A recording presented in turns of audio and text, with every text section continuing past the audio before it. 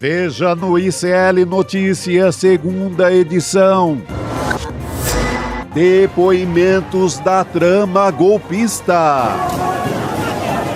Testemunha revela planos de associar Lula a facções criminosas e operações para dificultar chegada de eleitores às urnas. Deixa não passar nada aqui, isso.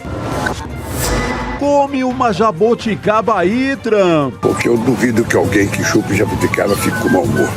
Enquanto usa bom humor nas redes sociais, Lula monta comitê para enfrentar tarifaço de Donald Trump.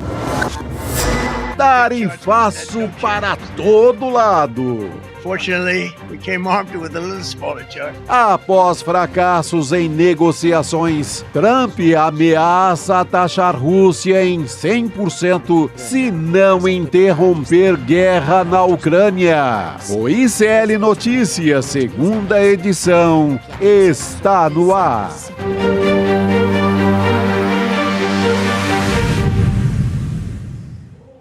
Olá, boa tarde. Seja muito bem-vindo, seja muito bem-vindo. O ICL Notícias, segunda edição, já está no ar e nós estamos ao vivo nos canais do Instituto Conhecimento Liberta, do Eduardo Moreira, também no canal da Voz Trabalhadora no YouTube, na sua Pop TV, para você que nos assiste pelo Rio Grande do Sul e também para você que nos ouve pelas ondas do rádio, na Web Rádio São João, em Quixadá, no Ceará.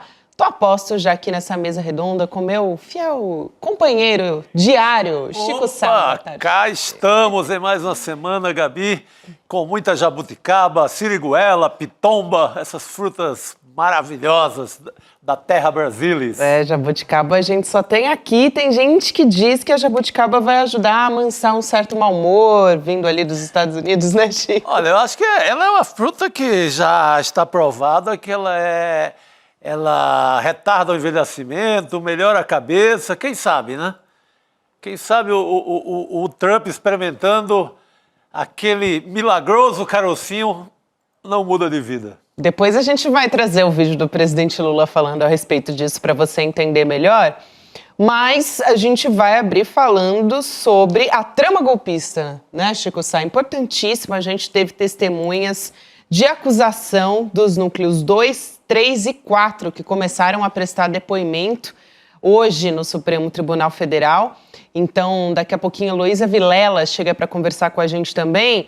Mas um desses depoimentos chamou bastante a nossa atenção e a nossa equipe preparou uma tela aqui para trazer algumas falas mais importantes. Olha só, a gente fala primeiro sobre esse depoimento que trouxe à tona a tentativa do Jair Bolsonaro de relacionar o presidente Lula a facções criminosas durante o período eleitoral. É o Clebson Ferreira, testemunha de acusação em depoimento ao Supremo Tribunal Federal, que diz o seguinte, abre aspas então para o Clebson: chegou um pedido para tentar ver análise e correlação estatística da concentração de votos em territórios do Comando Vermelho no Rio de Janeiro, para ver se tinha correlação, se o candidato Lula tinha maior concentração de votos em áreas dominadas por facção criminosas, fecha aspas.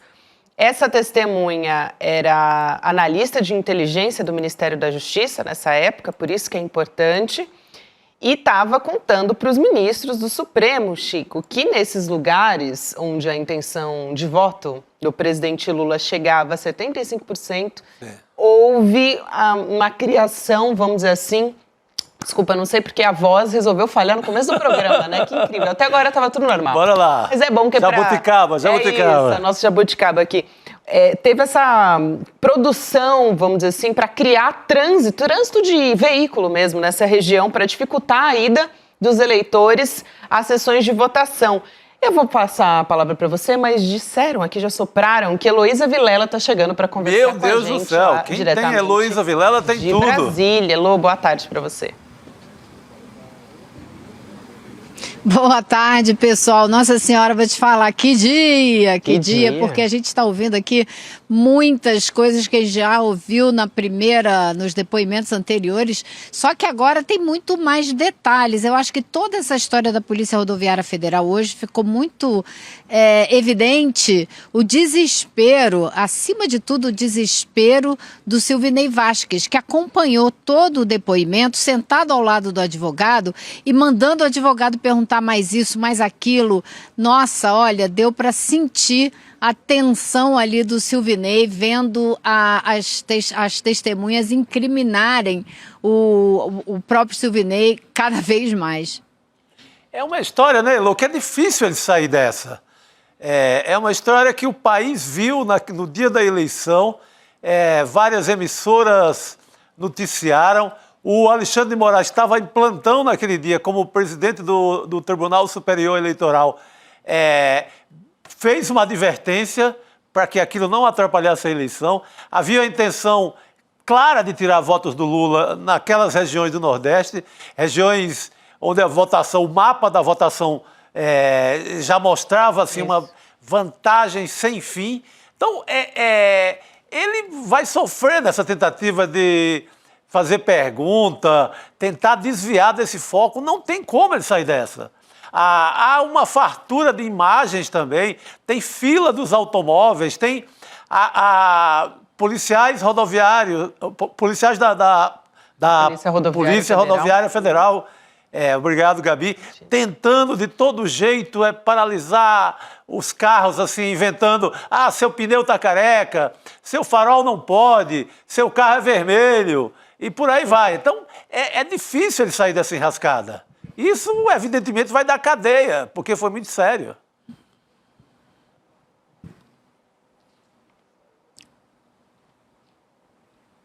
Elô que tá com... Eu não sei se é um delayzinho. Eu sempre fico esperando um segundo para ver se a Elô vai fazer algum acréscimo de comentário, mas a gente segue eu não sabia se você... Ela achava que ia pra você. Eu também não sei, fiquei na dúvida aqui. Fazendo, né, esperando aquele momentinho. O que acontece é que como a gente tem um delay... Isso. Como a gente tem um delay, eu estive aí há pouco tempo e fiz tudo aí do estúdio. Aí é muito bom a gente ver quando o outro vai parando de falar e a gente pode falar: eu daqui nunca sei. E acabo interrompendo as pessoas. Eu falei: hoje eu vou ficar quietinha até me chamarem. Elô, você pode interromper todo mundo. Educado. Mas, Chico, diga. Não, é feio. Mas olha, eu acho que assim, foi muito interessante a gente ver na parte da manhã, quando vieram duas pessoas que já foram ouvidas aqui, mas que hoje falaram de uma maneira muito mais detalhada. E o advogado do Silvinei Vasquez queria, de todo jeito, desacreditar o testemunho do policial militar que estava lotado na Polícia Rodoviária Federal na área de inteligência. Então, ele fez análises que ele diz: olha, existe dado, existe informação e existe conhecimento. O conhecimento é quando você pega esses dados, produz uma informação com eles e concatena tudo isso e analisa, aí sim isso vira um conhecimento. Então, ele estava falando de dados que ele analisou. Ele não estava falando em acrescentar a isso outras informações. Mas ele viu, pediram a ele para fazer um mapa detalhado dos locais onde houve 75% ou mais de votos para o presidente Lula e para o então presidente Jair Bolsonaro. E depois pediram só os dados detalhados da votação do presidente Lula. E ele viu operações da Polícia Rodoviária Federal parando vans e ônibus justamente nessas áreas. Então ele disse: eu não tenho o conhecimento inteiro, porém, quando eu somei isso, a ação do ministro Alexandre de Moraes, que teve que chamar o Silvinei Vasquez para obrigá-lo a parar com essas operações, aí sim ele formou o conhecimento da coisa, mas antes ele já tinha uma boa avaliação de quem mexe com inteligência há cerca de 10 anos. Então esse ponto foi muito enfatizado, mas foi esse ponto mesmo que os advogados do Silvinei tentaram de tudo para desacreditar o testemunho dele, eu acho que não conseguiram, viu? Bom, Elô, eu vou aproveitar e trazer mais uma tela aqui sobre a fala do Clebson Ferreira, que é essa testemunha de acusação, que estava falando sobre como houve criação de trânsito ali nessas regiões em que o presidente Lula chegava a 75% das intenções de voto. Então, ele fala justamente isso, quando eu abro aspas aqui, onde Lula tinha mais de 75%, houve uma pressão nas adjacências de trânsito, não só nas cidades, mas nas circunvizinhas também. Quando fiz os dados e filtrei 75% acima, aí ele explicando como é que ele estava trabalhando, né? Houve um mar vermelho de pontos no Nordeste e começaram a explodir na minha raspagem de dados e notícias de que as pessoas estavam impedidas de votar por grandes congestionamentos. E eu vi que uma cidade do meu estado estava sofrendo isso. Então, ele está explicando ali, né, quando ele abria esse mapa, justamente, ele estava vendo esses pontos, esse mar vermelho, que era onde o trânsito estava concentrado, onde esses impedimentos, né, Chico, estavam concentrados. Exatamente, tinha uma mancha vermelha ali no sertão, próximo a Petrolina, no sertão de Pernambuco, ali já na divisa com a Bahia. Disso ia lá para Bodocó, subia lá para o sertão do Araripe, mas era uma mancha enorme assim de votos.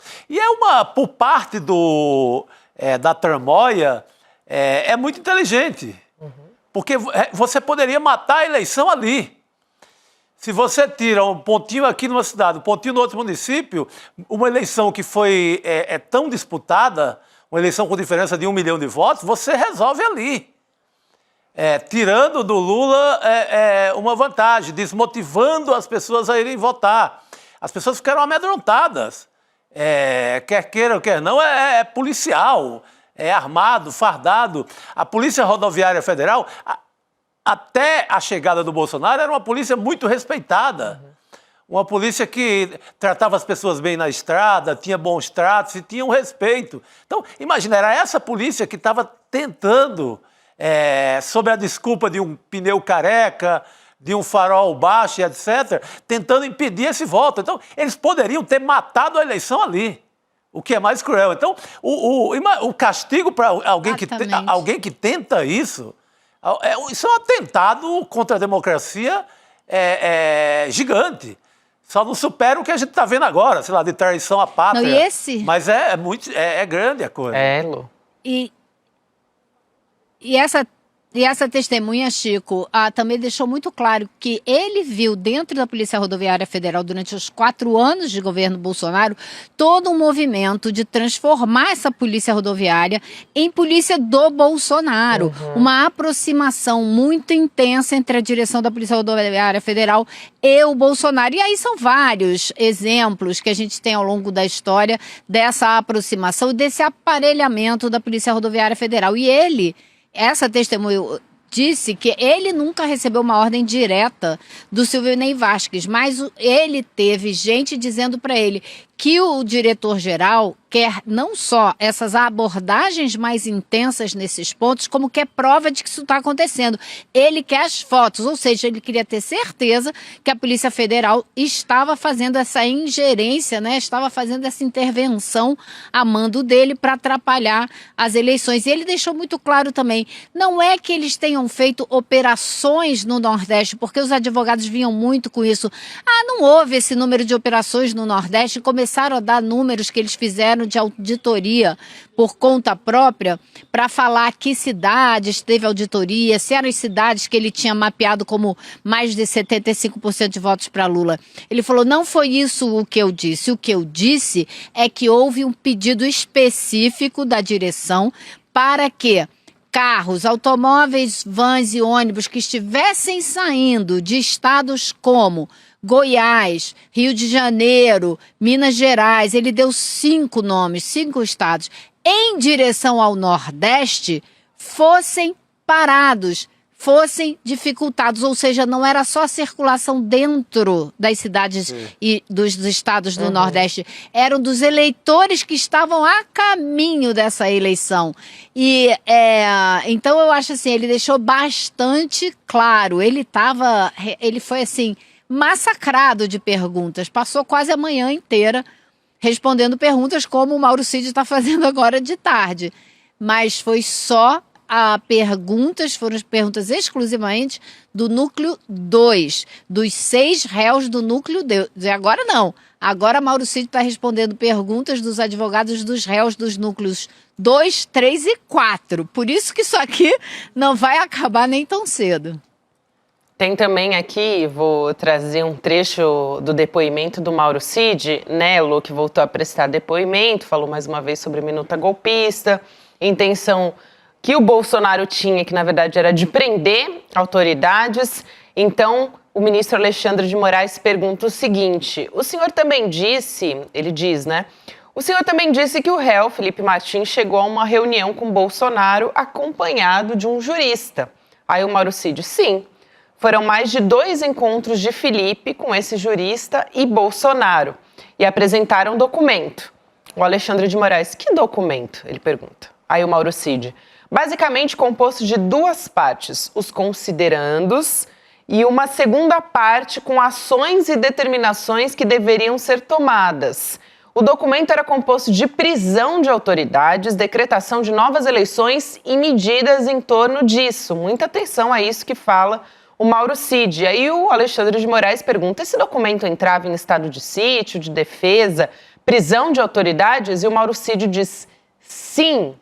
Prevista a prisão de autoridades, ministros do STF, de Rodrigo Pacheco, que era o presidente do Senado na época.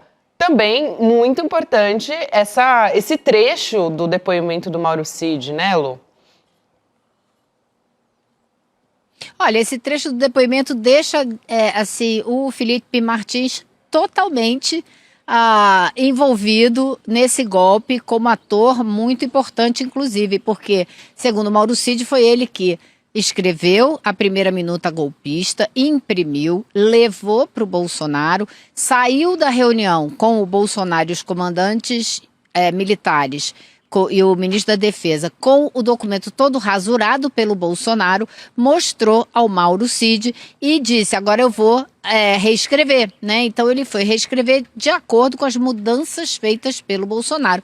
E foi justamente nessa mudança que saíram quase todos os nomes das pessoas que seriam presas. Ficou apenas um nome do ministro relator Alexandre de Moraes. Então o Mauro Cid detalhou toda essa conversa e toda essa movimentação, não deixando a menor sombra de dúvida a respeito da participação ativa e decisiva do Felipe Martins nessa trama golpista. Só reforçando então, Chico, o Felipe Martins, que era o assessor especial do Bolsonaro nessa época e o responsável por elaborar a minuta golpista, segundo o próprio Mauro Cid, né? Aliás,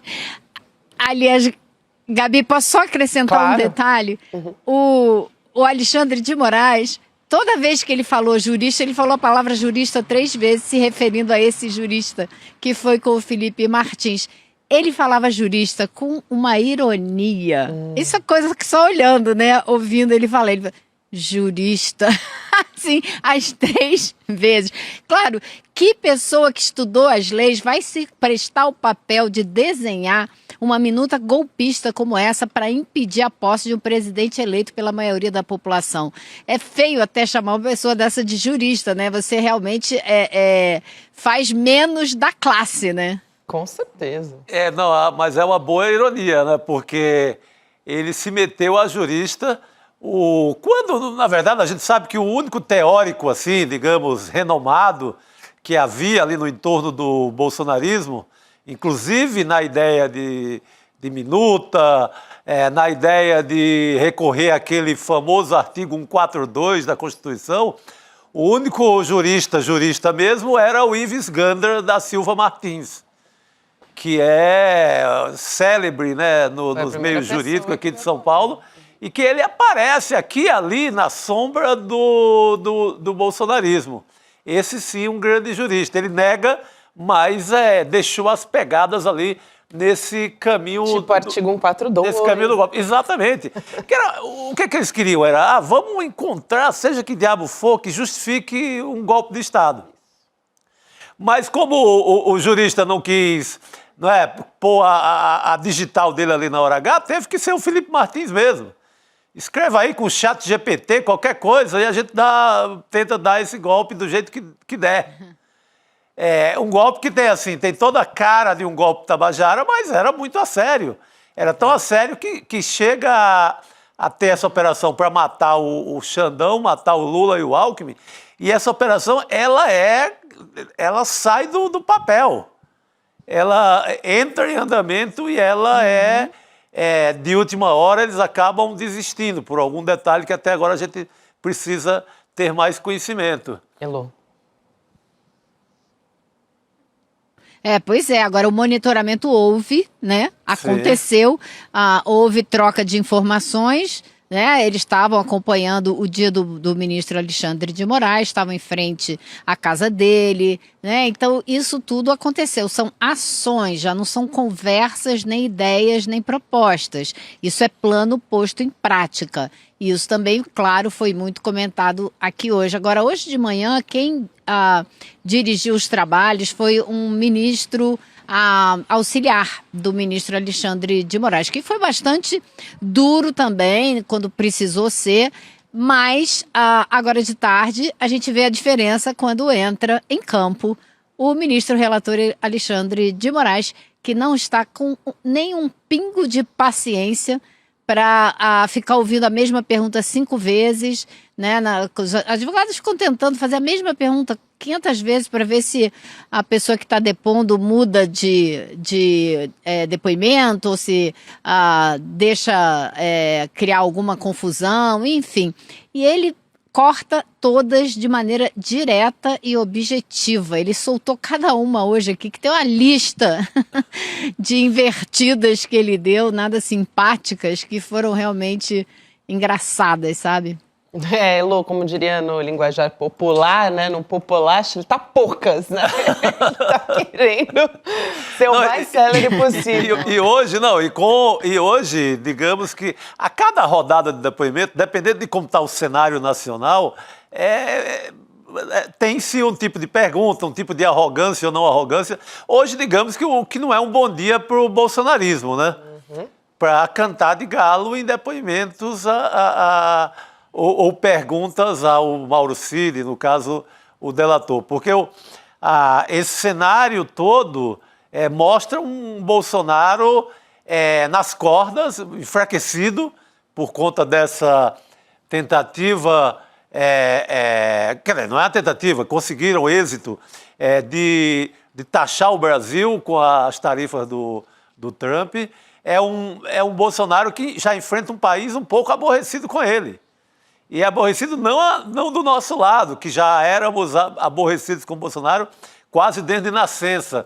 Eu digo com o próprio... Tem gente do próprio bolsonarismo que não está gostando nada do que está acontecendo. Começa a perder dinheiro, com mercadorias começam a ser paralisadas nos portos, porque o mercado americano já está desconfiando que pode ter tarifa e não está mais comprando do Brasil. Já começou. É dia 1º oficialmente, mas já temos muitos casos de mercadorias paralisadas nos portos por conta dessa confusão toda que a família Bolsonaro aprontou para o país. Aliás, Chico, aproveitando para a gente trazer mais informações, porque com certeza a Elô está acompanhando os desdobramentos disso também e pode entrar aqui na nossa conversa. Teve reunião ontem do próprio governo lá no Palácio da Alvorada, né? O Lula definiu que o governo vai ter um comitê para lidar com tudo isso que você está contando aqui para a gente, essas consequências todas.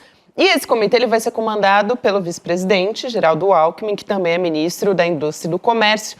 O Haddad também vai estar nessa, o ministro Fernando Haddad, a Gleisi Hoffmann, o Rui Costa. E aí essa ideia também é debater, gente, com os governadores, além dos empresários que devem ser afetados. Por que isso é importante, né? Tem vários setores que são afetados aí, né? Os setores, a gente já falou aqui, de suco de laranja, aço, autopeças, enfim, podem ser altamente impactados. Essas conversas já começam amanhã. E por que isso também é importante? Porque se a gente está falando de conversar com o governador, vai ter que conversar com o Tarcísio de Freitas também, né? Sim. Que entrou nessa história de um jeito bem atabalhoado, para dizer o mínimo. Ele entra da pior maneira possível. Ele entra de uma forma nada democrática. Ele tenta atravessar o samba do Lula e do Itamaraty, ele tenta conversar diretamente com a Embaixada dos Estados Unidos e negociar. No segundo momento, ele tenta o pior, que é enviar o Bolsonaro, que ele não lembra que foi derrotado na eleição de 2022, enviar o Bolsonaro para Washington, para conversar com o Trump. Ele esqueceu até o resultado da eleição de 2022. Que está com o passaporte retido. Pois é, o presidente é o Lula, não é Bolsonaro. Então, o papel do Tarcísio foi podre, né? Alguns tinham como bolsonarista moderado, mas o que ele fez agora foi assim, para jogar todo o prestígio que tinha, mesmo prestígio junto ao mercado, na lama. É isso, Elô. Não, e o papel dele foi tão ruim, tão execrável, que até o jornal Estado de São Paulo, que é reconhecidamente um jornal super conservador, fez um segundo editorial acabando com o Tarcísio, com o Caiado e com o Zema, dizendo que a direita tem que encontrar outros candidatos, porque não pode ficar com esses que se aliaram ao Bolsonaro contra o país. E vem desancando todos os três. Eu não sei com quem que eles vão ficar. Eu acho que isso aí, a gente começa a pensar, só abre espaço para um candidato que nem o candidato do eterno candidato do PSDB, que é um partido que já acabou, nem existe mais, né, de Minas Gerais, porque com quem que eles vão contar? Então eu acho que eles estão num momento assim completamente desorientado, perdido. Claro que falta muito tempo para a eleição.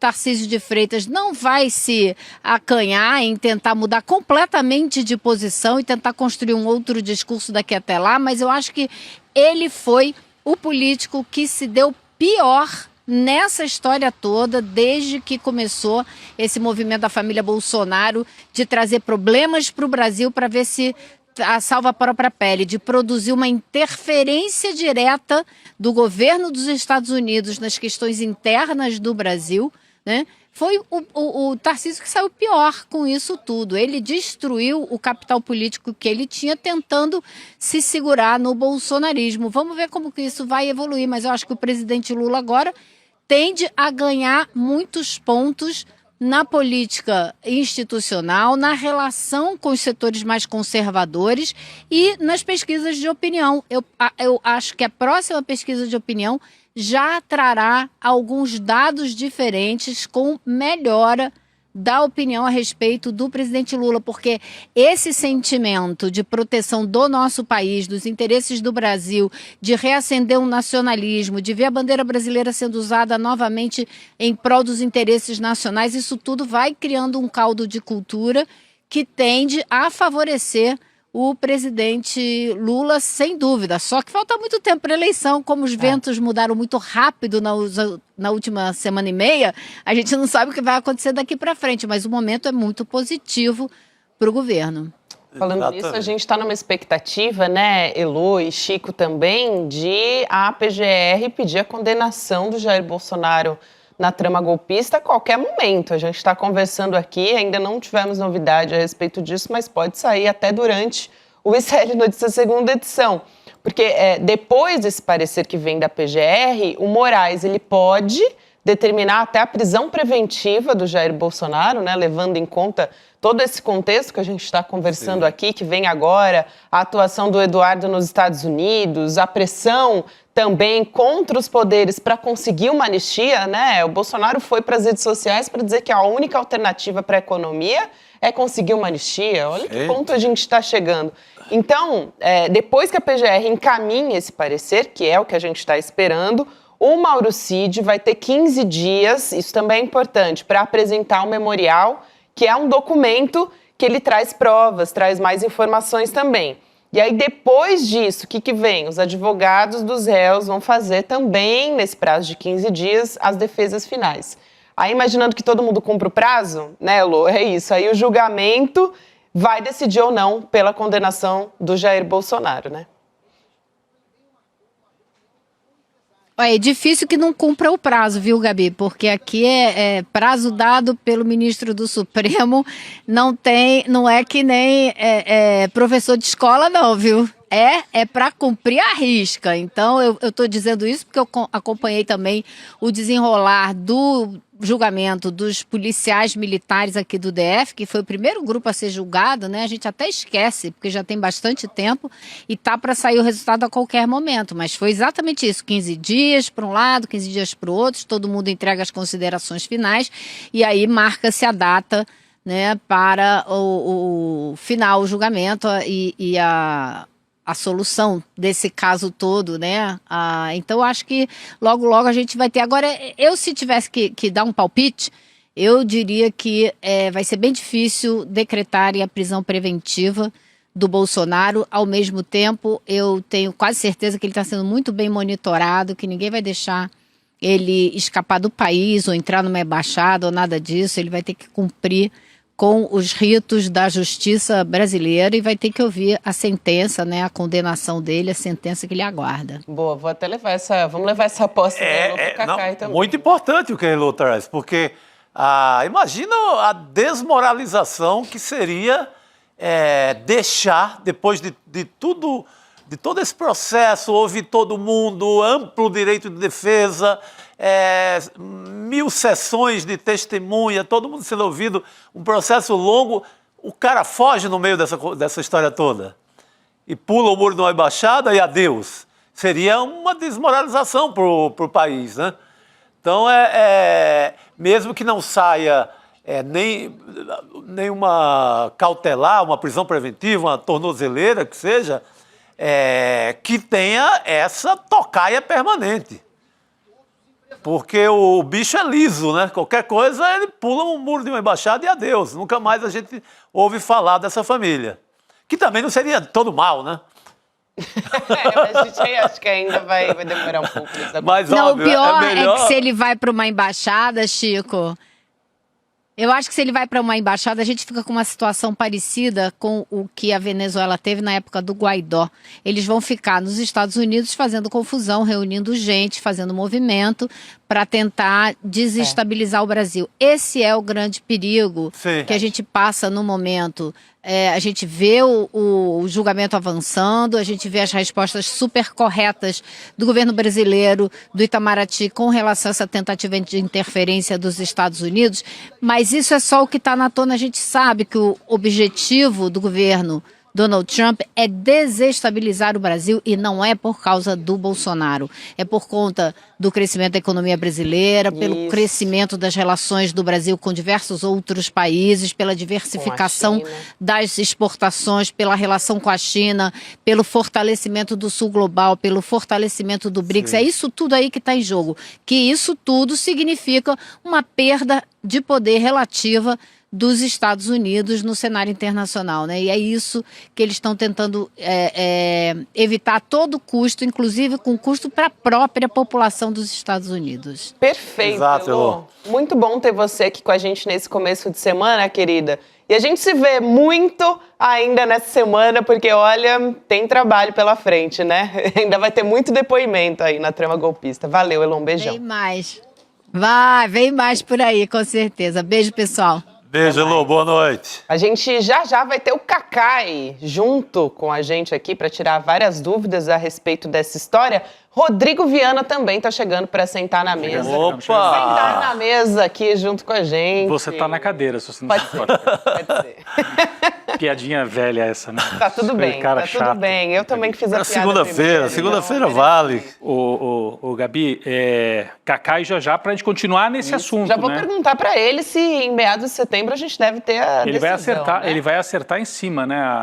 A previsão que ele fez já no Cacai que começo fez do essa ano. previsão. Foi o Boa. primeiro a falar isso, né? Que seria ainda Foi o primeiro. em setembro. Foi a primeira pessoa que eu vi falar assim na imprensa que seria em setembro a definição. E assim, ainda muita gente dizendo que não, né? Que deveria levar mais tempo e tal. O Cacai até, assim, eu vi o Cacai contradizendo muitos outros também especialistas dessa área. A experiência do Cacai é fundamental para a gente entender esse contexto. Importante, e a expectativa, né? Acho que também isso explica a nossa audiência hoje fortíssima, né? Mais um dia de audiência fortíssima aqui no ICL. As pessoas na expectativa do que acontece. Primeiro, no trâmite aí do julgamento. E segundo, nessa guerra Trump Eduardo Bolsonaro, o Tarcísio queimado para todo lado, mas tentando se recuperar, que também o governador de São Paulo não vai jogar a toalha tão rápido, né, Chico? Ele fez movimentos muito errados, né? Muito toscos. Sim. Ele saiu atabalhoado. Não sei quem são os conselheiros políticos dele, tenho curiosidade até de saber. Se foi o Kassab ou se foi da cabeça dele mesmo, cabeça de capitão da AMAN, da mesma turma do Bolsonaro, que isso diz alguma coisa também, se foi a cabeça de militar ali, durão, que vai mais por uma intuição maluca e não por estudos para pensar a política.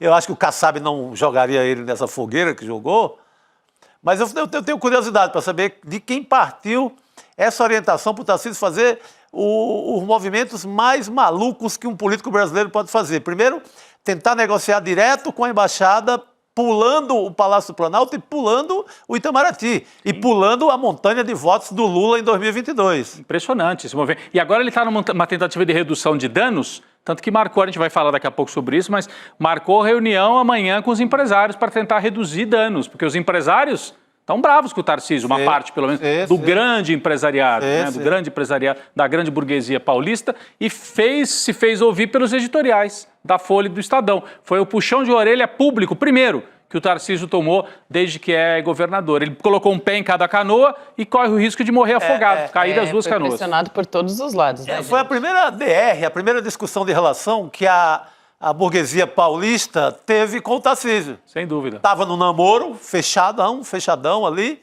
e aí, parece que esse cara não é tão legal como eu estava achando.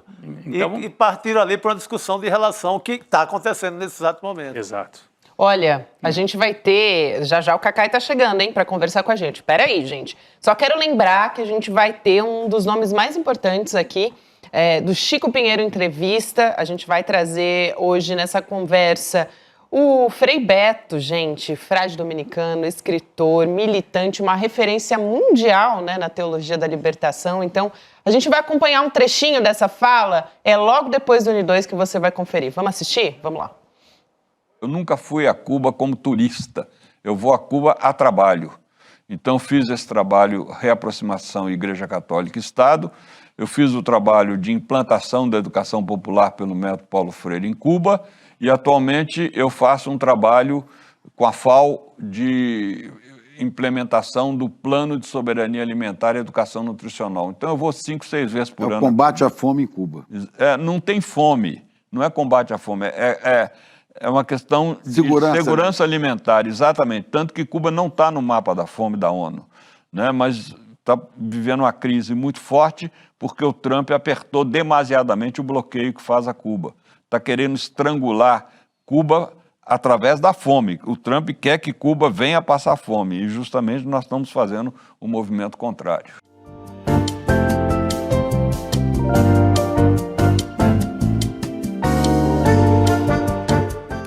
Isso aí, é logo depois do N2 que você acompanha e a gente volta a falar sobre os depoimentos hoje no Supremo Tribunal Federal, também sobre essa expectativa do parecer da PGR. Vamos chamar o Cacai aqui para conversar com a gente. Acho que não tem como, a Heloísa Vilela conversava com a gente agora há pouco, né, sobre a expectativa da PGR trazer esse parecer de condenação ao Jair Bolsonaro. Cacai, muito boa tarde para você, sempre bom ter você junto com a gente. Olá, Gabi, Rodrigo, meu querido Chico, alegria estar aqui de novo. É interessante, Gabi, que tá havendo, eu estou fora nesse momento agora, mas hoje eu recebi vários telefonemas, está havendo uma pequena confusão que eu posso. Porque como para a entrega das alegações finais, Paulo Gonet contra Acho que a gente o Bolsonaro. A gente está tendo uma interrupçãozinha aqui, né? O áudio do Cacai está picotando. A gente vai restabelecer aqui. E ele ia trazer informação importante aí, hein? Tem que reconectar aí o Cacai, que ele ia falar de algum contratempo ali. Vamos ver qual é a informação, a análise que ele ia trazer para a gente. Cacai é o homem que dá o cronograma certeiro.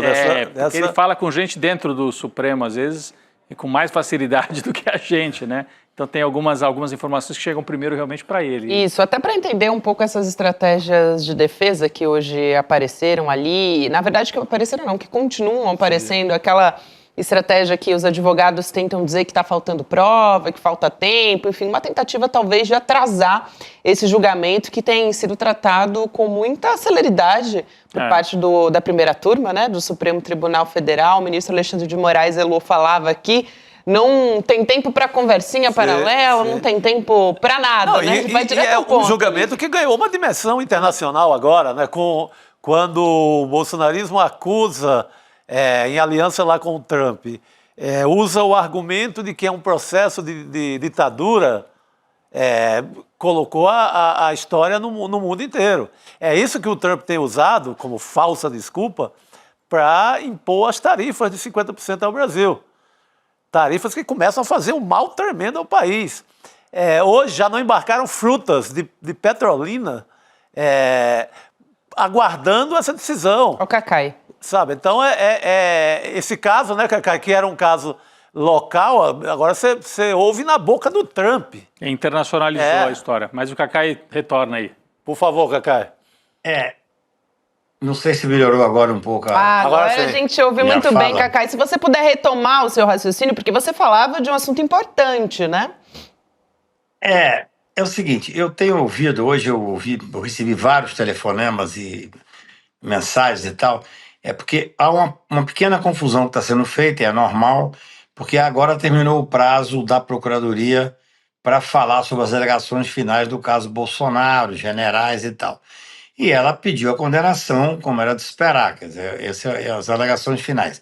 E aí criou uma expectativa muito grande, eu recebi telefonema, inclusive, de jornalistas, colegas de vocês, dizendo que havia um pedido de prisão preventiva, porque o momento é um momento, por incrível que possa parecer, de realmente, talvez, tentar uma medida mais drástica por causa da tentativa que estão fazendo os filhos, especialmente, mas o grupo mais próximo, de certa forma, desafiar o Supremo Tribunal Federal, mais uma vez, através desses movimentos, que claro que não é por causa do Bolsonaro, é todo um contexto, como a Heloísa disse bem agora, mas que as pessoas se embaralham um pouco.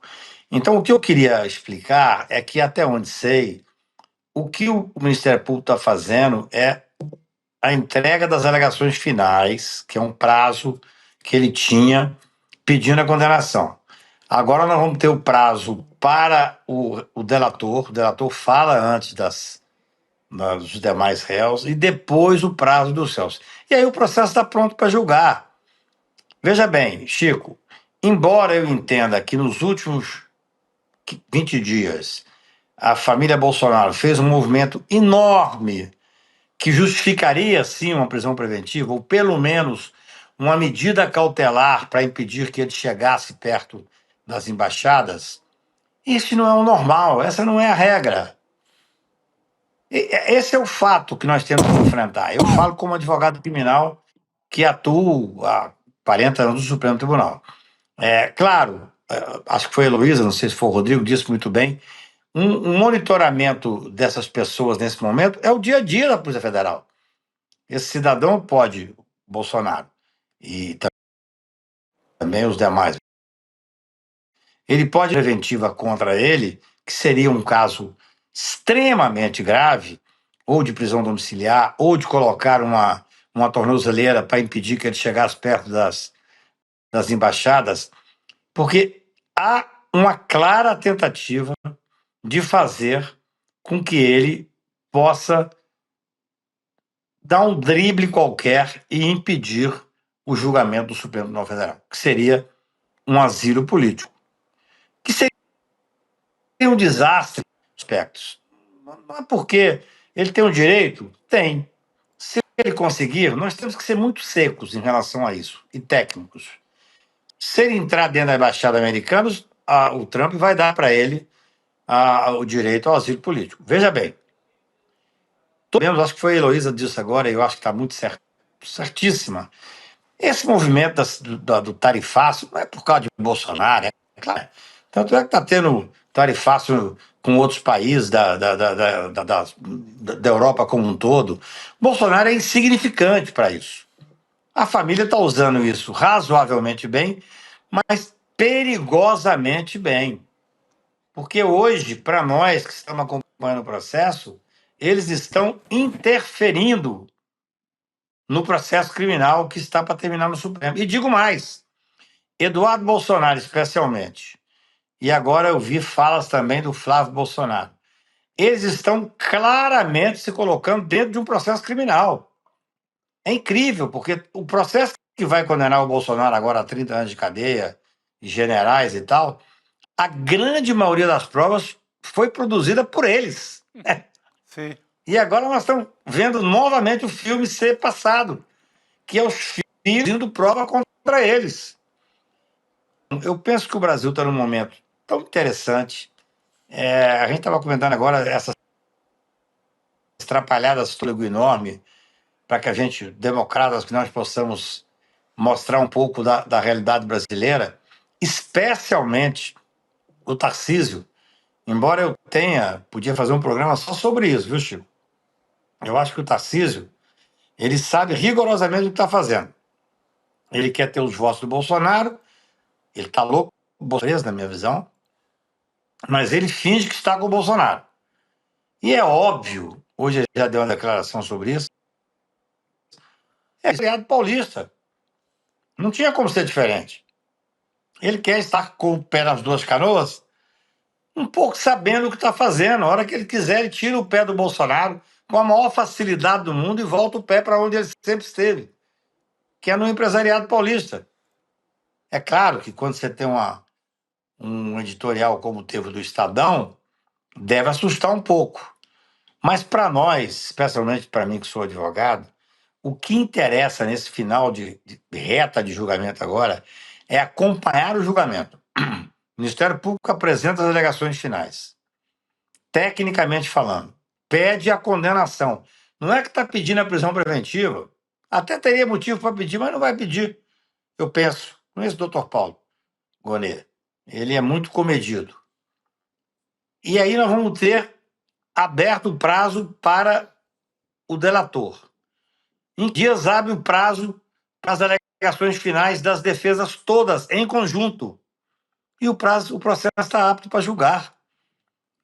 Então, nós vamos ter muito pouco tempo, de certa forma, o fim dessa agonia. Por que vocês acham, eu digo isso como provocação para reflexão, o desespero do Eduardo Bolsonaro dizendo: vocês têm 3 semanas para poder dar uma resposta, tem 3 semanas para passar a anistia. Isso é uma piada. Eu converso com o Congresso todo dia, com senadores, com deputados que me ligam. Quer dizer, qual é a hipótese de passar uma anistia agora? Eles estão julgando quase contra eles. É até bonito ver, é um desespero de filho, que sabe que o pai vai estar preso em, sei lá, meados de setembro, talvez, no máximo. Então, gente, vamos ter uma visão técnica. No processo criminal, as coisas estão acontecendo como nós prevíamos. Agora abre prazo em seguida, subsequente, para o delator, depois para a defesa em conjunto, e aí o processo estará apto a ser julgado com a muito provável condenação de todos eles. Esse é o fato criminal, esse é o processo. Sim. Agora, o que o Eduardo Bolsonaro está fazendo, vocês viram, pediram mais 60 dias agora para continuar a investigação em relação a ele.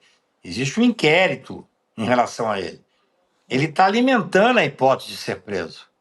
Eu posso aproveitar e trazer a fala do Eduardo Bolsonaro? Eu ia falar justamente isso. Hoje ele fez mais uma ameaça, não é isso, Gabi? Exatamente, mais uma ameaça. Rodrigo, ele posta no X o seguinte, você está vendo aí na sua tela, para você que nos acompanha em vídeo, tem um post nas redes sociais do Eduardo Bolsonaro dizendo o seguinte: achou ruim? Espera até ver as reações do Trump caso o Jair Bolsonaro seja condenado. Estou fazendo aqui a correção do tweet do Eduardo, né? Mas assim, tá prometendo mais pancada, e o Flávio Bolsonaro tinha feito aquela metáfora tenebrosa com as bombas atômicas de Hiroshima e Nagasaki, e eles estão dobrando a aposta. É que o Cacai falou, Chico, de se colocar para dentro do processo. É quase como, sabe aquele jogador que fica cavando o cartão amarelo, cavando a expulsão? Parece que é o que eles estão fazendo, estão cavando a expulsão para ir embora do jogo. Oi, o Cacai. Rodrigo, eu vou te dizer um pouco mais. Eu acho que, até escrevi sobre isso, o Congresso tem que se dar o respeito. Não é possível que um deputado federal e um senador da República ajam, de certa forma, como se fossem sequestradores da honra do povo. Motivo claríssimo para a cassação de mandato. Eu nem vou dizer uma questão criminal, não. Questão criminal, eles estão sendo investigados. Que você tem uma série de crimes que estão sendo colocados.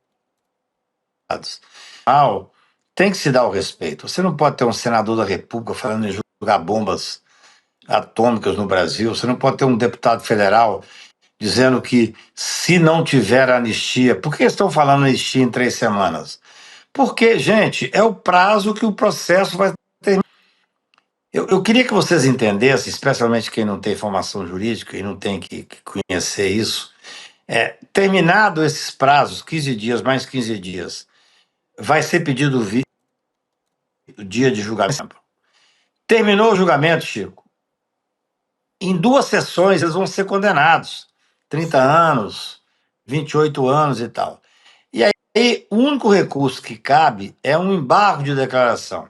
O Supremo Tribunal, num caso anterior do senador Luiz Estevão, relatoria do ministro Toffoli, entendeu que só cabe um embargo se o caso for protelatório. Ele antecipa,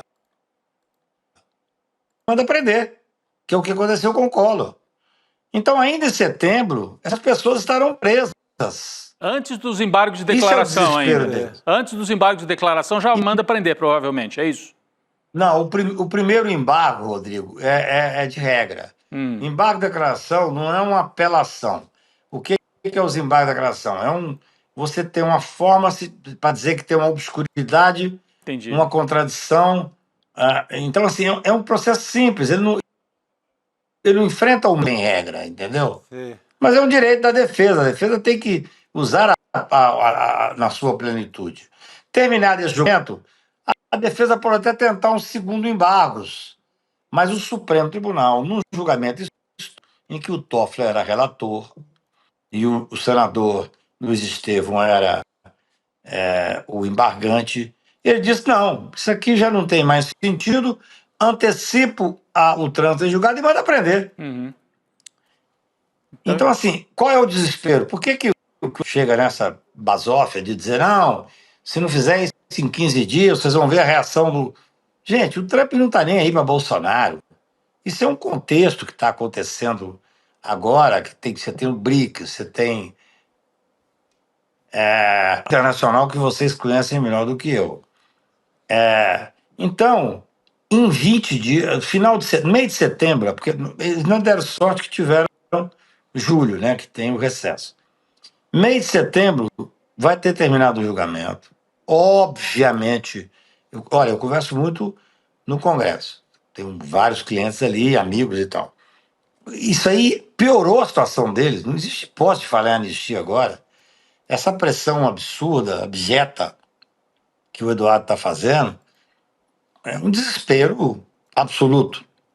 Então, assim, com a prisão, a situação muda completamente. Por quê? O Chico falou isso um pouco en passant hoje. Se tiver um asilo, se esse cidadão conseguir sair, o Bolsonaro, e entrar na embaixada americana e for asilado, ele vai fazer uma confusão enorme. Sim. É assim que funciona a política, né? É assim que funciona. Eu não estou nem sendo... Assim, eu acho que as pessoas têm que entender que a vida política é assim.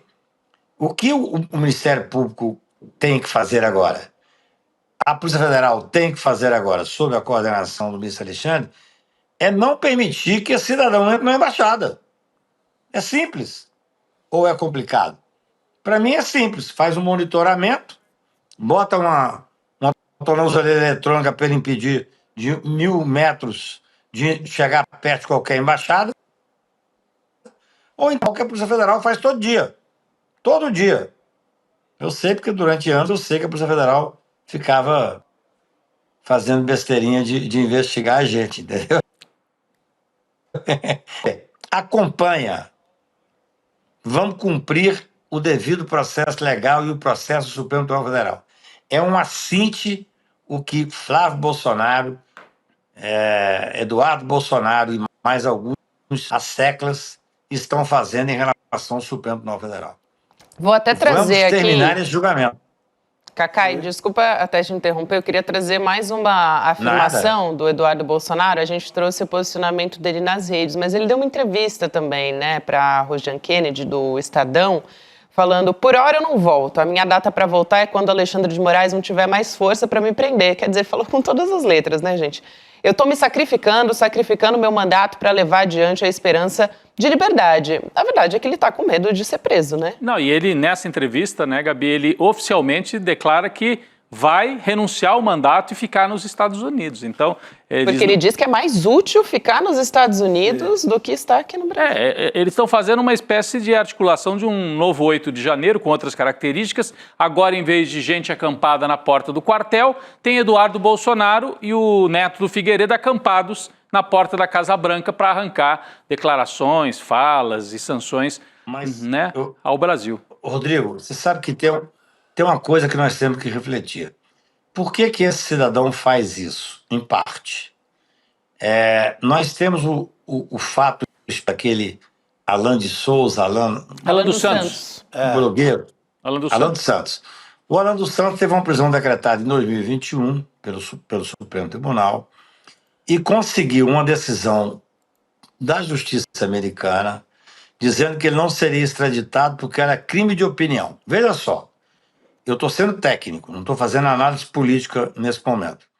Eu acompanhei isso dentro do Ministério da Justiça. O Augusto, que é o meu amigo querido, que era o secretário, tentou fazer a extradição, teve uma resposta negativa do governo americano, dizendo que era crime de opinião. Bem, claro que não é crime de opinião, mas pelo menos tinha um argumento jurídico que eles usavam. Agora, os dois, especificamente, vamos falar do Eduardo Bolsonaro. O Eduardo Bolsonaro não é crime de opinião. O governo americano, por mais que seja um governo fascista, por mais que seja um governo sem limite, ele vai ter que extrapolar a sua própria jurisprudência. Quero que vocês me entendam que isso é uma coisa importante. Porque o Eduardo Bolsonaro está fazendo uma incitação ao crime. Ele está fazendo um crime de lesa pátria. Ele não... Aquilo que os Estados Unidos entendeu, que no caso do Alan dos Santos era crime de opinião. Olha a diferença. Sim. Então, no Alan dos Santos, que foi um absurdo, eles tinham lá uma jurisprudência de levar a primeira emenda deles a qualquer preço e por isso ele hoje é lá taxista, o motorista de Uber e mora nos Estados Unidos. O Bolsonaro, o Eduardo Bolsonaro, para que os Estados Unidos impeçam, se tiver um pedido de prisão dele, se tiver uma prisão dele, pelos crimes que ele cometeu, gente, eu estou falando tecnicamente, eu sou advogado, advoguei em vários processos internacionais. Os Estados Unidos estará fazendo um afastamento absoluto da Constituição. No caso do Alan dos Santos, ele fez um afastamento, mas tinha uma interpretação, vocês estão me entendendo? Sim, sim. Quer dizer, ele falava o seguinte: não, aqui é crime de opinião, não pode, de maneira alguma, que é um absurdo, de maneira alguma, extraditar. A opinião são crimes que são catalogados como crimes nos Estados Unidos, crimes graves contra o Estado Democrático de Direito, contra a Constituição. Quer dizer, neste caso, ele está correndo um risco muito maior que o Alan dos Santos. Porque saindo uma prisão dele aqui, nesse inquérito que existe, ele deve ter advogado, imagino. Saindo uma prisão dele aqui, não será nenhuma hipótese de dizer que é crime de opinião. Os Estados Unidos terá que dizer o seguinte: não, eu vou rasgar a minha Constituição. Eu vou rasgar a minha jurisprudência e vou proteger o senhor Eduardo Bolsonaro. Vocês entenderam a diferença? Sim, sim. Ficou bem claro, né, Gabi? Fica bem claro e... Esse cidadão está entrando num... Vai lá, Cacai, pode concluir, fica à vontade. Ele está entrando numa espiral que ele não tem noção do que ele está fazendo. Talvez ele acredite que esse movimento de 50% de tarifa, quer dizer, ninguém acredita, né? Todo mundo sabe que é muito mais do que isso. Claro. Mas eu só quero alertar para vocês pensarem comigo no futuro, porque tem um inquérito lá, foi pedido agora, deu 60 dias mais para investigar. Saindo uma prisão dele aqui, por essa série de crimes, os Estados Unidos, tudo bem que o Trump não tem muito limite, mas a justiça americana, especialmente no caso o Ministério da Justiça americano, vai estar dizendo o seguinte: nós vamos descumprir toda a nossa jurisprudência para poder proteger esse cidadão. Isso não vai acontecer. É muito diferente. Esperamos que não, né? Esperamos que não, Rodrigo, exatamente. Cacai, importantíssimo ter a sua presença aqui com a gente num dia como hoje. A gente volta a se falar em breve, espero que em condições de novidades. Obrigada, Cacai, bom trabalho por aí. Voltarei à noite de Roma em homenagem a vocês. Um abraço. Garoto. Ao contrário do Bolsonaro, o Cacai promete voltar. Exatamente. É o contrário mesmo. Olha só, gente, vamos lembrar que a gente tem um evento importantíssimo aqui no ICL no dia 27 de julho, hein? A gente está falando de acontecimentos importantes da nossa política.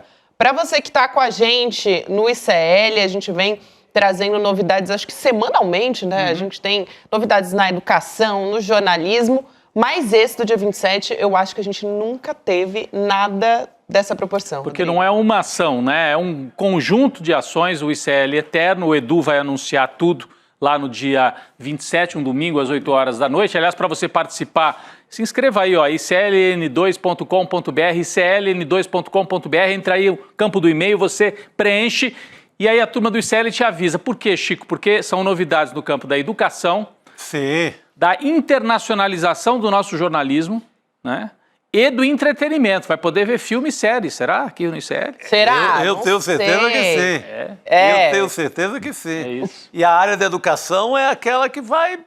A família inteira vai curtir, porque estuda de todas as idades. A pós-graduação que tem agora, que começou... vai virar um passo a mais. Uma história que eu nem quero contar inteira agora. Não, eu diria que são vários passos a mais, gente. Porque assim, falando sério, a gente vai ter aqui um trechinho da fala do Edu Moreira, mas o que dá pra gente dizer é que a gente teve uma reunião em que o Edu apresentou esse pacote pra gente. E eu fiquei bem impressionado, assim. Porque é um conjunto mesmo. É um conjunto e é uma ideia também. Bom, esse nome ICL Eterno, você vai entender dia 27 por que tem esse nome. Não é só uma palavra bonita, tem uma ideia aí interessante para você poder ajudar o ICL a crescer cada vez mais. E com a gente, de forma coletiva, perpétua, vamos dizer assim, por aí vai. Vamos trazer um trechinho da fala do Eduardo Moreira? Bora. Pra gente ter um gostinho do que vem por aí dia 27. Vamos nessa. O ICL foi o único veículo de imprensa monitorado e perseguido pela ABIN paralela de Jair Bolsonaro. Nas mais de 1000 páginas do relatório da Polícia Federal, só o ICL aparece como veículo de imprensa. O motivo, todos vocês sabem. O jornalismo independente, que não tem patrocínio, nem verba de empresas, nem de governo, e fala o que tem que ser falado. Eles tentaram destruir o ICL, mas eles não conseguiram. Agora, o pior para eles ficou guardado para depois. Mais especificamente, para o dia 27 de julho. É nesse dia que eu vou anunciar as novidades mais revolucionárias da história do ICL. O início de um novo capítulo do ICL. E se o ICL já tirava o sono dessas pessoas antes, depois do dia 27, elas vão ver o tamanho do problema que elas compraram.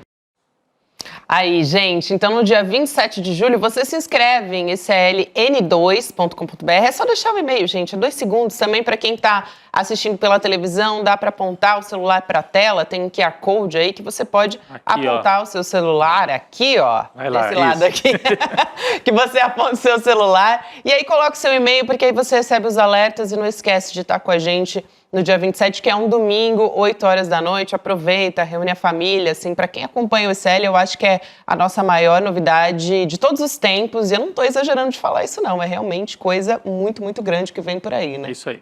Muda tudo, muda tudo. Se preparem, é só o que a gente pode dizer, né? Se preparem. É assim, é o bom e velho ICL do dia a dia, educação, entretenimento, jornalismo, só que Numa outra prateleira. No outro tamanho. É outro tamanho mesmo. A gente continua por aqui, gente, falando sobre a repercussão do tarifaço também, que tem uma nova fase agora de enfrentamento do governo Lula também. Eu prometi, né, no começo do programa, que eu ia falar da jabuticaba. Por favor, eu tenho uma jabuticabeira no meu quintal, que é um pouquinho menor do que aquele quintal do Palácio do Lula, mas eu tenho aqui em São Paulo uma jabuticabeira. Queremos ver vídeo lá também. Eu vou gravar um vídeo em homenagem à jabuticabeira do Lula. A releitura, né? A releitura do que o presidente Lula fez nas redes sociais. Jamil Chat está chegando para conversar com a gente.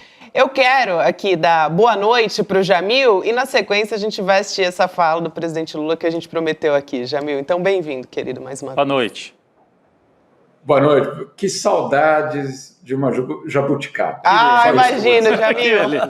Jabuticaba, queijo com goiabada, né? São coisas boas do Brasil, entre arroz, outras. feijão, tudo isso. É tanta coisa boa aqui no Brasil, não, né? Arroz, feijão eu faço em casa, mas jabuticaba não tem. Aí não tem como. Vamos assistir o vídeo do presidente Lula para a gente entender do que a gente está falando. Vamos lá. Eu vim chupar jabuticaba de manhã, porque eu duvido que alguém que chupe jabuticaba fique com mau humor. Eu vou levar jabuticaba para você, Trump. E você vai perceber, sabe, que o cara que come jabuticaba de manhã, num país que só ele dá jabuticaba, sabe, não precisa de briga tarifária. Precisa de muita união e de muita relação diplomática. É isso. Esse vídeo foi publicado nas redes sociais da primeira-dama, né, a Janja, e a gente estava reparando aqui em tudo. Primeiro, o carisma, né, que tem do Lula. E aí o sambinha também ao fundo. Não sei se é um chorinho ou um samba que tem ali ao fundo, mas assim, é muito bom isso do Lula. O Trump, vou mandar jabuticabinha pra Duvido que alguém que chupe jabuticaba fique de mau humor, ele disse. Quem come jabuticaba não quer guerra com ninguém, né? O Jamil nos ouve? Não, acho que a gente ficou esperando o Jamil esperando a gente. A gente aconteceu a mesma coisa com ele, é o nosso querido delay sempre. Olha, é um desafio enorme, né? Vamos ser claros aqui. É um desafio enorme, porque o que o Donald Trump faz é, obviamente, desafiar o sistema internacional, desafiar as regras internacionais do comércio, colocar em xeque, obviamente, toda uma estrutura internacional, mas é também tratar todos aqueles países que ele considere que devem ser tratados de uma forma, vamos dizer assim, pouco respeitosa, de uma maneira igual. Então, eu sei que com o Brasil parece muito claro e é muito violento, agressivo no sentido né, dos atos, mas eu posso dizer para vocês, é a mesma coisa com muita gente, muita gente. Outro dia, aqui em Washington, ele teve uma reunião com presidentes de países africanos, e um desses países africanos, o presidente resolveu falar um pouco demais, e ele cortou, era o presidente da Mauritânia, ele cortou e passou para o próximo, e fez até um gesto tipo, vamos apressar isso aqui, porque eu não quero ficar perdendo tempo, basicamente, com vocês. Depois teve com o presidente da Libéria também uma situação pouco, eu diria, diplomática, porque o presidente da Libéria fala-se inglês, né? Não sei se vocês viram esse vídeo, e o presidente da Libéria, então, falando inglês com o Donald Trump, e o Donald Trump fala, puxa, como você fala bem inglês? Aonde você foi educado? Né? Portanto, permanentemente uma atitude que não respeita e tem é deliberadamente feito para, obviamente, humilhar, para colocar todos os outros países numa situação secundária, ou ainda pior. Agora, quando chega num país do tamanho do Brasil, obviamente, tem uma outra resposta, tem uma outra relação. O que aconteceu também no Canadá, não é só o Brasil, o Canadá também teve uma outra resposta. Se você chega também numa situação dessa no México, também é outra resposta. Então, esse vídeo, na verdade, ele é, no fundo, revelador, ele tem todo um charme nele, etc., mas, acima de tudo, é revelador, claro, de que, claro, não há um espaço para ter esse relacionamento de subordinação. Excelente, Jamil. É uma análise política importantíssima. E quando a gente olha na comparação ali, a gente está falando de jabuticaba, né? mas o tarifaço vai assim, retornar para ele de uma maneira também a impactar alguns setores. Por exemplo, o hambúrguer bovino vai ficar mais caro com esse tarifaço. Lá nos Estados Unidos. Lá nos Estados Unidos. E para um país onde o fast food é tão famoso, né, isso é bastante importante. O Brasil, ele é o 5º maior fornecedor, trazendo informação aqui para a nossa audiência, de carne bovina para os Estados Unidos, porque eles vivem com o menor rebanho dos últimos 70 anos. Então, isso é mais um dos impactos, né, Jamil? A gente já falou aqui, todo mundo sabe, do café, né, suco do laranja. Os produtos brasileiros estão com os estadunidenses desde o começo do dia. Mas olha, de fato, essa é uma história bastante reveladora do que é um impacto da tarifa, né? Em primeiro lugar, a carne americana, apesar de sim ter carne de qualidade, ela é muito cara. A produção ainda é muito cara. E aí o que acontece? O mercado americano, ele é abastecido principalmente por outros produtores, entre eles o Brasil, que na importação, o Brasil fica com 21%. É muita coisa, 21% de toda a importação americana de carne vem do Brasil. O que acontece? É tão competitiva a carne brasileira que ela, mesmo com uma tarifa de 26%, ela já paga uma tarifa de 26%, mesmo assim, ela faz parte, claro, do mercado americano de uma forma substancial. E, acima de tudo, misturada para fazer a carne do hambúrguer. Então, é absolutamente fundamental a gente entender o que significa esse 20% dentro do mercado americano. Agora, se colocar uma tarifa de 50%, Gabi, vai para 76% a tarifa sobre a carne brasileira. Não é 50%, é 50% mais a tarifa que já existia antes. Então, nós chegamos a 76%. Agora, uma tarifa de 76%, ela tem dois impactos. Ou ela inviabiliza aquele comércio, ou, ao retirar o Brasil desse comércio, o produtor, o vendedor americano vai ter que procurar uma alternativa. Se ele compra carne brasileira, não é por acaso, é porque ela é, entre outras coisas, a mais competitiva, a mais barata em relação à qualidade. Se ele vai comprar de alguém, do Texas ou de algum outro país, ele vai ter que pagar mais. Qual o resultado disso? A previsão aqui é de que o hambúrguer, que é ícone da cultura americana, não é só um prato da culinária, não é isso. Ele é um ícone da cultura americana, ele vai ficar mais caro. Não é que vai desaparecer, claro que não, mas o hambúrguer vai ficar mais caro, pelo menos essa é a previsão. E nesse contexto, olha só que curioso, Chico, isso tudo acontece não só porque o consumo é elevado, mas por uma série de fatores. Existiu uma queda muito importante do rebanho de gado nos Estados Unidos ao seu ponto mais baixo nos últimos 70 anos. Sorte que gado não falta no Brasil. E além de ficar... É verdade.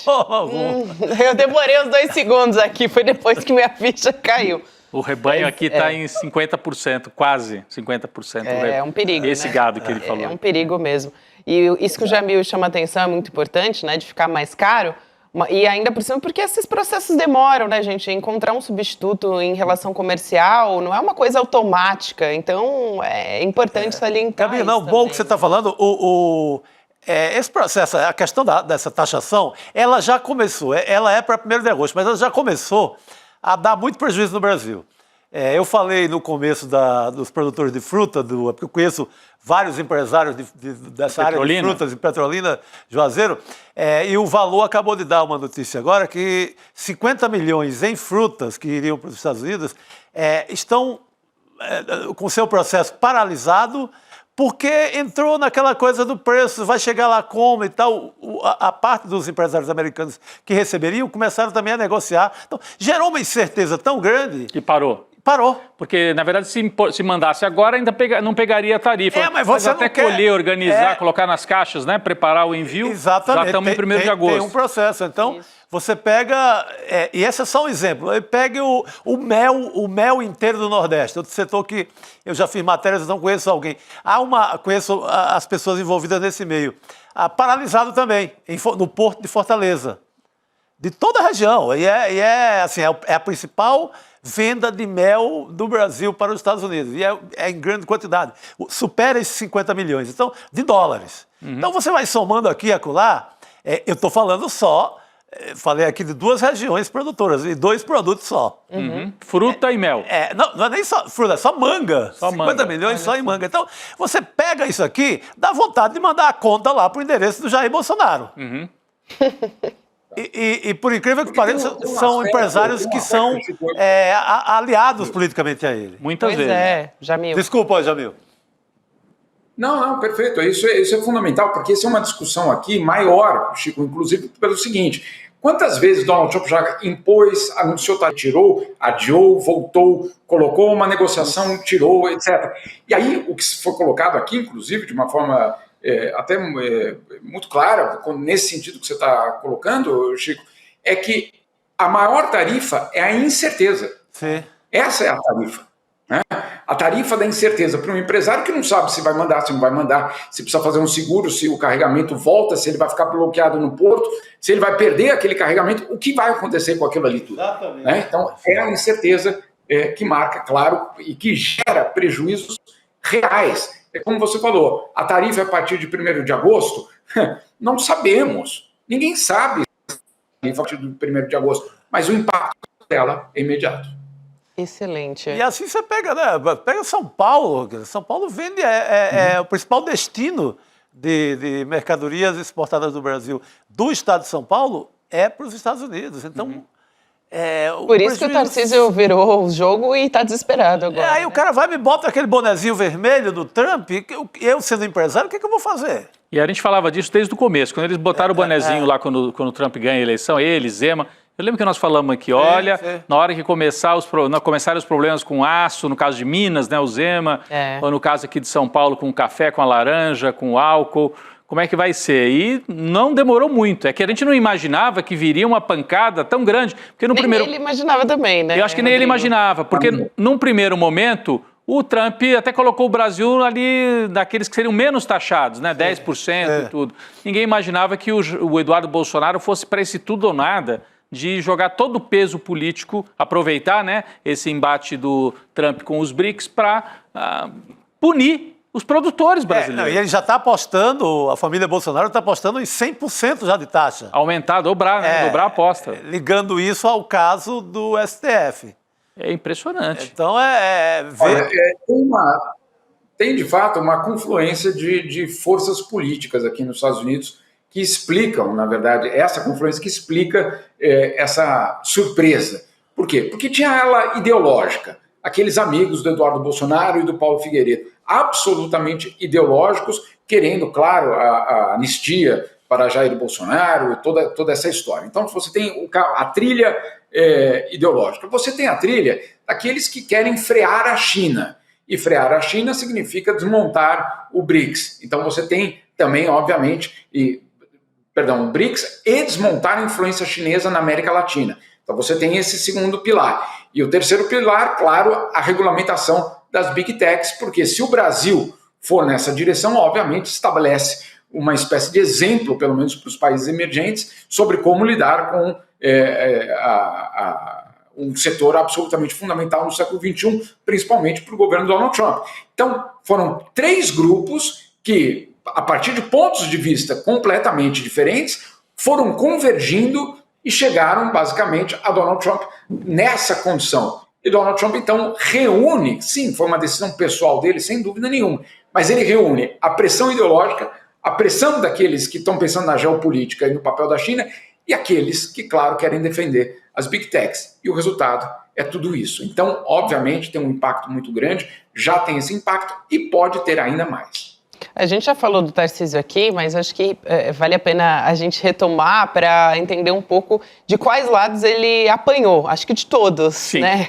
Jamil, Chico e Rodrigo, porque tem o empresariado paulista que está preocupado, tem os bolsonaristas, porque dizem que ele não saiu como deveria em defesa da anistia para o Jair Bolsonaro, e também apanhou do governo, né, do próprio governo, porque é pela submissão ao bolsonarismo, também o próprio Donald Trump, e tentando essa alternativa, foi para conversar com os ministros do Supremo Tribunal Federal, está sendo questionado juridicamente ao Supremo Tribunal Federal e também na própria PGR, por querer que o Bolsonaro fosse o negociador dessa história. Então, assim, Ele meteu os pés pelas mãos diversas vezes, né, Chico? É impressionante. Assim. E ele marcou para amanhã, Chico, às 9 horas da manhã, um encontro. Amanhã, terça-feira, um encontro aqui no Palácio dos Bandeirantes, no Morumbi, em São Paulo, com empresários para tentar agora bolar uma estratégia de reação ao que o Trump está fazendo. Diz ele que convidou inclusive o Escobar, que é esse representante dos Estados Unidos na Embaixada de Brasília, o Jamil Chad deve conhecer, para que esse sujeito venha participar da conversa em São Paulo. Terça-feira, no mesmo dia à tarde, Lula, Alckmin, aliás, não é Lula, o governo Lula, através do Alckmin, também numa reunião com empresários para tentar articular algum tipo de reação. Então o Tarcísio está correndo atrás agora, como você disse, Gabi, e apanhando, hein? Porque o Eduardo Bolsonaro também disse que considerou um desrespeito com ele o fato do Tarcísio ter ido conversar com esse Escobar lá da Embaixada dos Estados Unidos, bypassando os esforços do Eduardo Bolsonaro. Foi a palavra que eu pensei, exatamente. Ele bypassou. Né? Ele passou por cima do Tarcísio. Ele usou como verbo, né? Bypassou. Exatamente. Então ele está... Eu quero só colocar um contexto, o Rodrigo, perfeito essa tua colocação, principalmente sobre o representante americano. Mas o representante americano é o sub do sub do sub. Os americanos não têm embaixador no Brasil. Isso é um gesto político fundamental. Dizer que não temos uma representação de alto nível no Brasil, não é alto nível ministerial, não tem sequer um embaixador. Essa pessoa que vai estar com o Tarcísio, etc., é um encarregado de negócios. O que faz um encarregado de negócios? Em primeiro lugar, ele tem poder zero. Ele não tem poder algum, ele não tem um mandato negociador, porque ele não é um embaixador e, portanto, ele não tem, por exemplo, uma carta de credenciamento junto ao governo brasileiro. Não, ele não é absolutamente um interlocutor de outros embaixadores, para vocês terem uma ideia. Ele é o símbolo do fato de que Donald Trump não quer uma relação de alto nível com o Brasil. Então, ele é, como personalidade, não estou falando dele pessoalmente, não é isso, mas como personalidade, é o sub do sub do sub. Ele pode trazer e levar mensagens, mas é só o que ele pode fazer. Um encarregado de negócios cuida da embaixada, cuida da administração, cuida de tudo isso, mas o que ele não tem é o poder de sentar e negociar nada com aquele outro país. Então, é com essa pessoa que basicamente o Tarcísio está apostando alto. Aliás, a gente está falando aqui sobre essas consequências para o Brasil, como é que todo mundo está reagindo. Quem reagiu também, mas aí como isso efetivamente produz algum resultado, aí a gente vai conversar aqui, né? Mas produziu uma nota o ministro do Supremo Tribunal Federal, o Luiz Roberto Barroso. Ele, claro, de uma maneira muito formal, num tom adequado, até não citou nominalmente o presidente dos Estados Unidos, mas a gente sabe, claro, que ele está falando, dando uma resposta ao Donald Trump. Ele publicou uma carta em inglês mencionando diversas rupturas na história e golpes também na história do Brasil e disse que ninguém é alvo de perseguição, ou seja, nesse caso ele está respondendo bem diretamente ao Donald Trump, né?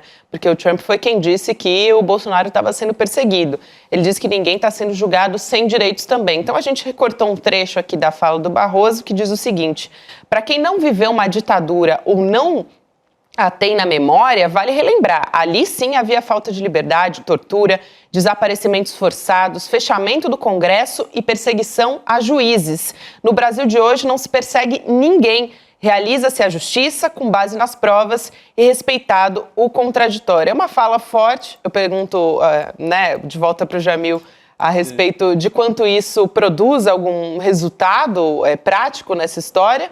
Mas, de qualquer maneira, não se esperava menos de um presidente do Supremo Tribunal Federal, ainda mais nessas circunstâncias de ataque, né, Jamil? Eu acho que essa foi uma carta necessária, acima de tudo.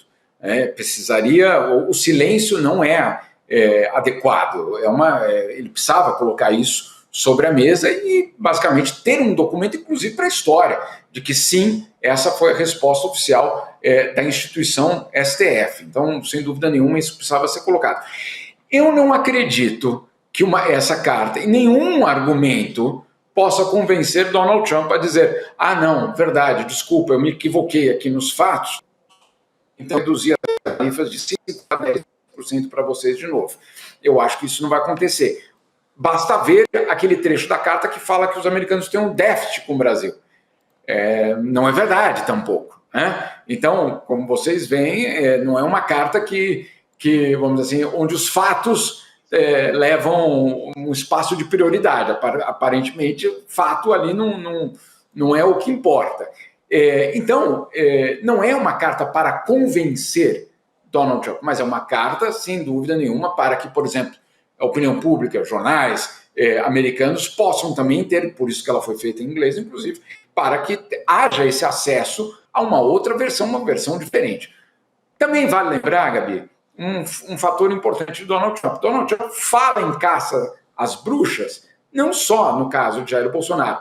Ele fala sempre que a justiça de algum país, inclusive deste país aqui dos Estados Unidos, se coloca contra os seus interesses, ou contra o interesse da extrema-direita. Então ele fala da caça às bruxas no que se refere a Marine Le Pen, ele fala, não ele, né, o governo, fala e cita repetidamente essa questão da caça às bruxas. O que, obviamente, leva a uma outra consideração que é fundamental.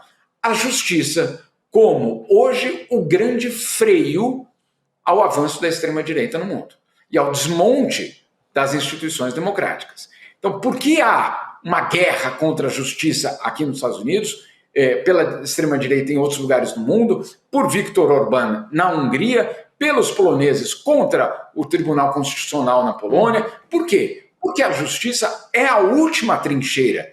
Eles, em muitos locais, chegaram no poder, vamos assim, no caminho executivo, nos parlamentos avançaram de uma forma expressiva, mas na justiça eles precisam, de alguma forma, desmontar a justiça para que o projeto da extrema-direita possa caminhar.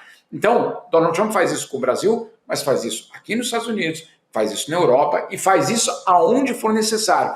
E aí tem impeachment de juiz, tem prisão de juiz, a gente já viu de tudo. Então não é uma exclusividade brasileira de Alexandre de Moraes esse embate em relação ao sistema judiciário. Fundamental essa sua fala, Jamil. É um projeto. Eu quero te agradecer aqui. Sempre um prazer ter você junto com a gente. Um abraço, querido. Bom trabalho. Obrigado, Jamil. Obrigado. Um abraço e mal posso esperar pelo dia 27, viu, Chico? Opa. A gente também, Jamil. A gente também. Valeu, querido. Curiosíssimo. É isso. Muito bom. Vamos nessa, Chico? Vou perguntar se o Jamil foi lá vaiar o Trump. Não deu tempo. Na final do Mundial de Clubes. Teve vaia. Teve muita vaia mesmo. Vamos nessa, então? A gente tem Chico Pinheiro Entrevista. Vamos pro Chico Pinheiro. Com Frei Beto. Simbora. Acompanhar. Amanhã tem essa mais. Entrevista aqui é importantíssima também. Amanhã tem mais. Opa. Vamos nessa. Valeu, pessoal. Até amanhã. Boa noite. Já tá valendo? Tá valendo. Tá. Pois é, turma. Eu tive que trocar a tela do computador para caber o plano que a gente está construindo há mais de 2 anos para o ICL. São mais de 300 pessoas envolvidas na construção desse que é o novo e mais revolucionário capítulo do ICL. Eu vou anunciar as novidades no dia 27 de julho e não vai ficar pedra sobre pedra. Quanto à turma lá da extrema-direita, que eles comecem a perder o sono, porque o negócio vai ficar ruim para eles. E a gente vai inaugurar um novo paradigma na educação, no jornalismo e no entretenimento. E vocês vão poder fazer parte disso. O melhor de tudo, para sempre. Vocês não perdem por esperar. Até lá. Quer saber como as notícias do dia impactam o seu bolso? Então cola comigo no Mercado Investimentos. Durante a semana eu explico os movimentos da economia e o mais importante, como isso bate na porta da sua vida. No preço da gasolina, dos juros do cartão, do aluguel e do carrinho de compras. E eu queria te perguntar, o preço subiu mesmo? Porque as pessoas estão cautelosas e receosas com os preços. Elas acham que a inflação vai subir e aumenta essa desigualdade. De segunda a sexta-feira, ao vivo, das 11 às 11h30, um panorama econômico do Brasil e do mundo no canal do ICL Notícias. A informação que faz a diferença no seu dia.